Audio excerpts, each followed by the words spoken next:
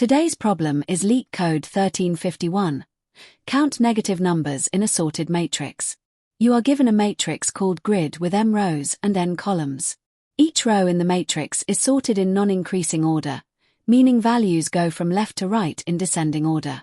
At the same time, each column is also sorted in non-increasing order, meaning values go from top to bottom in descending order.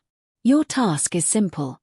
Count how many negative numbers are present in the entire matrix. Let's break down what makes this problem special. Because the matrix is already sorted both row-wise and column-wise, we do not need to check every single cell. This sorted structure allows us to design an efficient approach, much faster than a brute force scan. The goal is to return one integer, which represents the total number of negative values inside the matrix. Let's understand the problem using examples. Example 1. The input matrix is 4 3 2 minus 1, 3 2 1 minus 1, 1 1 minus 1 minus 2, minus 1 minus 1 minus 2 minus 3. This matrix is sorted in non-increasing order both row-wise and column-wise. That means values decrease as we move right. Values also decrease as we move down. Now let's count the negative numbers. In the first row, there is one negative number. In the second row, there is one negative number. In the third row, there are two negative numbers. In the fourth row, all four numbers are negative. So the total is 1 plus 1 plus 2 plus 4 is equal to 8 negative numbers. That matches the output. Example 2. The input matrix is 3 2 1 0. Here, all values are non-negative. Since there are no negative numbers, the output is 0.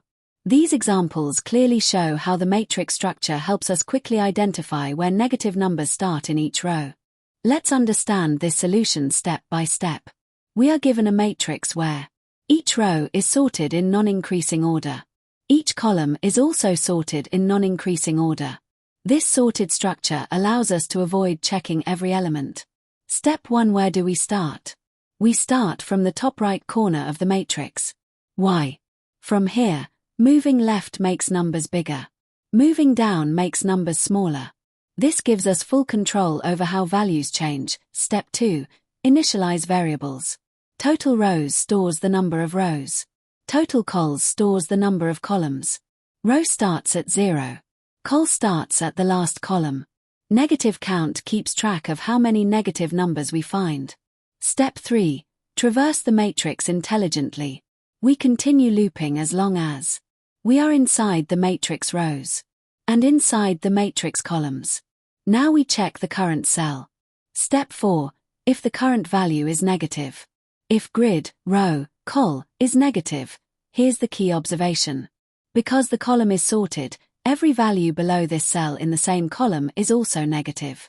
So instead of checking them one by one, we directly add total rows, row to our answer. Then we move left, because this column is fully processed. This saves a lot of time. Step 5. If the current value is not negative. If the value is 0 or positive. Everything to the left in this row is even larger. So there are no negatives in this row at this column.